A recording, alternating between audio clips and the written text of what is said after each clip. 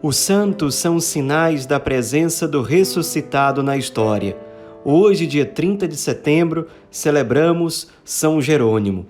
Nosso santo de hoje nasceu na Dalmácia, uma antiga província do Império Romano que pega territórios que hoje em dia pertencem à Albânia, à Croácia, à Bósnia e Herzegovina, Sérvia e Montenegro. Ele nasceu naquela região no ano de 340 da era cristã.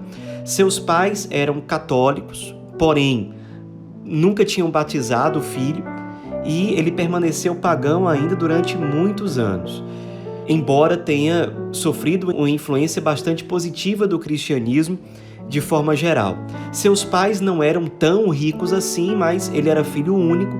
Quando os pais morreram, ele recebeu uma pequena fortuna e utilizou esse dinheiro para investir praticamente só em estudos. Então ele se muda para Roma, capital do Império, e ali ele passa a investir nos seus próprios estudos. Procurou, por exemplo, os melhores professores de retórica, mas não só isso. Ele era muito inteligente, tinha um saber enciclopédico na prática, foi escritor, filósofo, teólogo, retórico, gramático, dialético, historiador, exegeta e considerado justamente pela igreja como doutor da igreja.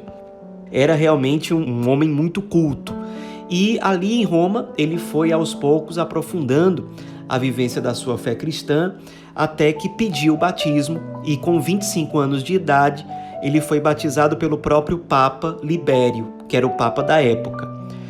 Depois do batismo, ele conheceu um pouco, ouviu falar da vida monacal, que na época era muito forte em vários territórios da Europa.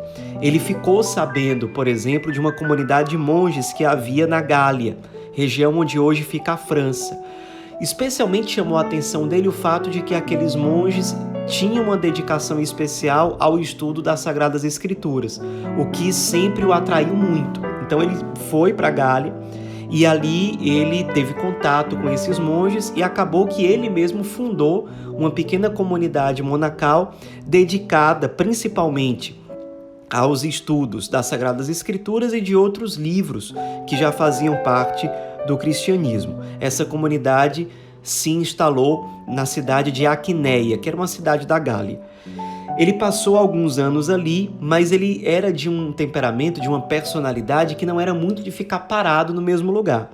Então ele queria uma vida ainda mais radical, então ele se mudou para a Síria e passou alguns anos vivendo no deserto, se dedicando à vida contemplativa de forma integral. Continuou os seus estudos sobre as Sagradas Escrituras e intensificou uma vida muito aprofundada de penitência, de jejum. E ele foi tão severo nessa vida penitencial que ele literalmente quase chegou a morrer. Tão grandes eram os sacrifícios que ele se impunha ali no deserto. Depois de um tempo, ele se muda para Constantinopla, que era a segunda cidade mais importante do Império. Em Constantinopla, ele conhece São Gregório Nazianzeno, com o qual ele aprendeu ainda mais sobre a exegese da Bíblia. São Gregório Nazianzeno foi um grande mestre espiritual para ele e um grande incentivador para os estudos sobre a Bíblia. Depois de um tempo ali, estudando, aprendendo com São Gregório, ele se mudou para Antioquia e ali ele se tornou uma espécie de braço direito do bispo local, que era chamado de Paulino. O bispo Paulino acabou ordenando Jerônimo como sacerdote, mas ele, ao que parece, não se sentia muito vocacionado ao exercício do ministério sacerdotal. Então, embora ele fosse um padre, ele não chegou a exercer tanto assim o ministério sacerdotal, porque ele se sentia mesmo chamado à vida monástica e ao estudo das Sagradas Escrituras. Ali em Antioquia, ele fez um esforço brutal para aprender hebraico, que até então era uma língua que ele não conhecia, e aprofundar o seu estudo do grego, para que ele pudesse traduzir a Bíblia diretamente das línguas em que originalmente as Sagradas Escrituras haviam sido escritas. Ele fez realmente um esforço hercúleo, aprendeu essas línguas dominando bem E essa fama dele de conhecedor do hebraico, do grego, de grande tradutor da Bíblia, chegou até o Papa Dámaso, que era o Papa da época. Então o Papa o chamou até Roma, ele foi e se tornou um secretário particular do Papa, recebendo a missão de traduzir a Bíblia do original para o latim. Isso era uma preocupação pastoral importante do Papa Dámaso, porque na época havia traduções para o latim, mas eram várias traduções que divergiam entre si e que muitas vezes tinham muitos defeitos, e inclusive sendo escritas num latim muito pobre, um latim realmente mal escrito. Então o Papa percebia que era preciso traduzir os textos do original de uma forma mais segura, mais clara, uma tradução com um latim mais bem escrito, digamos assim. E ele incumbiu São Jerônimo dessa missão, e o padre Jerônimo, de fato, passou anos se dedicando a esse trabalho de forma intensa, até que chegou a concluir a tradução integral da Bíblia das línguas originais para o latim. E esse conjunto de traduções dos livros da Bíblia feito por São Jerônimo, a gente chama até hoje de Vulgata, que foi inclusive a tradução oficializada pelo Concílio de Trento, e que hoje em dia ela foi aperfeiçoada a partir de estudos mais recentes, mais modernos sobre as línguas antigas. Mas essa tradução de São Jerônimo até hoje é uma referência, embora com alguns reparos, mas até hoje é referência, e foi a principal referência de tradução da Bíblia ao longo da maior parte da história da Igreja. São Jerônimo, de fato, se dedicou muito a esse trabalho, em que ele foi profundamente humilde e obediente ao pedido do Santo Padre.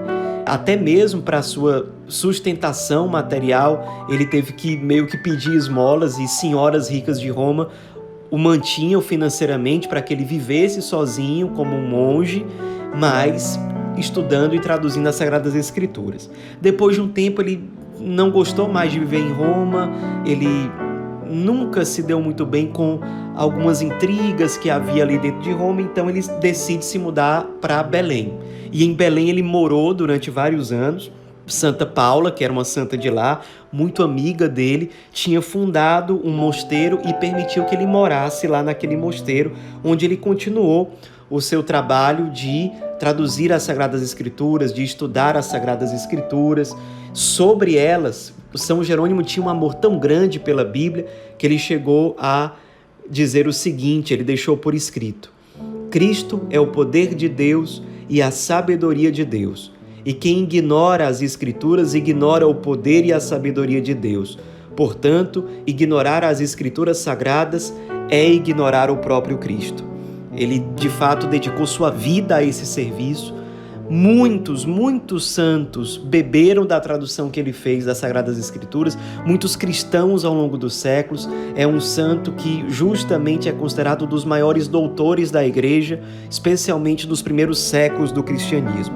Hoje em dia ele é considerado o padroeiro dos estudos bíblicos, com razão, e morreu na própria cidade de Belém, na Terra Santa, no dia 30 de setembro de 420, com quase 80 anos de idade.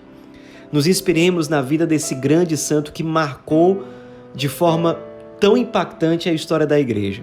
Um santo que amou as Sagradas Escrituras, que entendeu plenamente que amar as Escrituras é amar o Cristo, que desprezar as Escrituras é desprezar o Cristo, que só se pode ter um conhecimento sólido do Cristo mergulhando nas Sagradas Escrituras, especialmente por meio da oração, e exatamente por isso ele dedicou tantos anos, tantas décadas da vida dele a fazer com que tantas outras pessoas, não só no seu tempo, mas ao longo de grande parte da história humana, tivessem acesso ao tesouro que é a Sagrada Escritura por meio da sua tradução, até hoje chamada de Vulgata. São Jerônimo, rogai por nós.